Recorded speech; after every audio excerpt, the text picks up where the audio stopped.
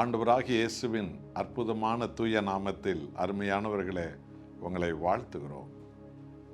இரவும் பகலும் நம்மை கண்மணி போல் காக்கும் தேவாதி தேவன் சமூகத்தை எப்பொழுதும் தேடுங்கள், நீங்கள் வெட்கப்பட்டு போவதில்லை.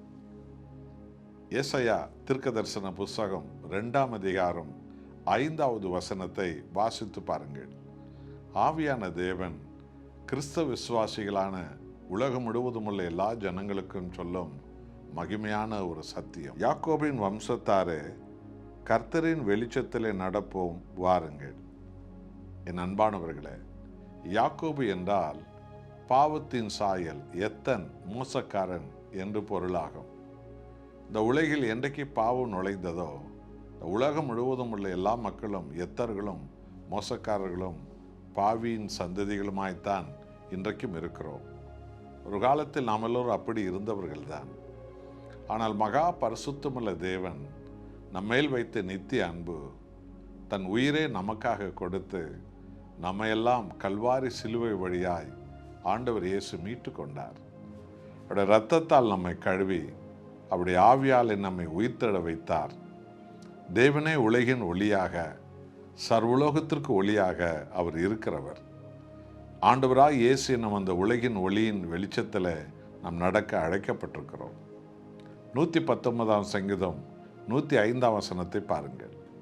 வசனம் என் கால்களுக்கு தீபமும் என் பாதைக்கு வெளிச்சமாக இருக்கிறது என்று வேதம் சொல்கிறது.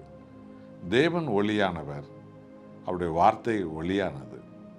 ஆகவே அருமையானவர்களே, நாம உலக மக்களைப் போல பாவ வழியிலோ, இருளான வழியிலோ, கோணலான வழியிலோ, பாரம்பரிய வழியிலோ, ஜாதி வெறி வழியிலோ, மதவெறி வழியிலோ, பாதாள வழியிலோ, உலக ஆசா பாசத்தின் இச்சையின் வழியிலோ நடக்க நாம் அழைக்கப்படவில்லை. மாறாக தேவனால் மீட்கப்பட்ட நாம் அவருடைய வெளிச்சத்தில் நடக்க அழைக்கப்பட்டிருக்கிறோம். ஆகவே இந்த செய்தி கேட்கிற நீங்களும் நாமும் நம்மை ஆராய்ந்து பார்ப்போம். அனுதினமும் எல்லா காரியத்திலும் ஆண்டவராய் இயேசுவின் வெளிச்சத்தில் நடக்கிறோமா? ஒவ்வொரு திட்டங்களிலும் தீர்மானங்களிலும் நாம் நடக்கும் ஒவ்வொரு வழிகளிலும் கர்த்தருடைய வசனத்தின்படி நாம் நடக்கிறோமா? இதற்காகவே நாம் மீட்கப்பட்டோம், இதற்காகவே நாம் அழைக்கப்பட்டோம். ஆகவே அன்பானவர்களே, இன்று முதல் இந்த தீர்மானத்தை எடுத்து என் ஜீவனுள்ள நாளெல்லாம் உம்மை பின்பற்றி நடப்பேன். தேவனே, உமது வெளிச்சத்தில் நடப்பேன். உமது வேத வசனம் எனும் தீபத்தின் வழியாய் நான் நடப்பேன். உமது வார்த்தையின்படியே நான் வெளிச்சத்தில், உத்தமத்தில், உண்மையில், நீதியில், நேர்மையில் நடப்பேன். பிறருக்கு நான் சாட்சியாக இருப்பேன். இருளில் இருக்கிற அநேகரும் பக்கம் திருப்புவேன். ஒப்பு கொடுப்போமா? ஜெபிப்போம்.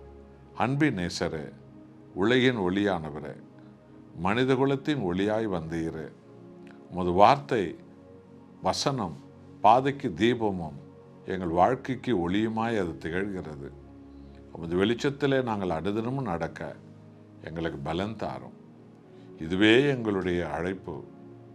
என்னோடு ஜெபிக்கிற ஒவ்வொருவரையும் உமது வேத வசன வெளிச்சத்தில் நடக்கிறவர்களாக மாற்றும். உமக்கே மகிமை. இயேசுவின் நாமத்தில் பிதாவே, ஆமென்.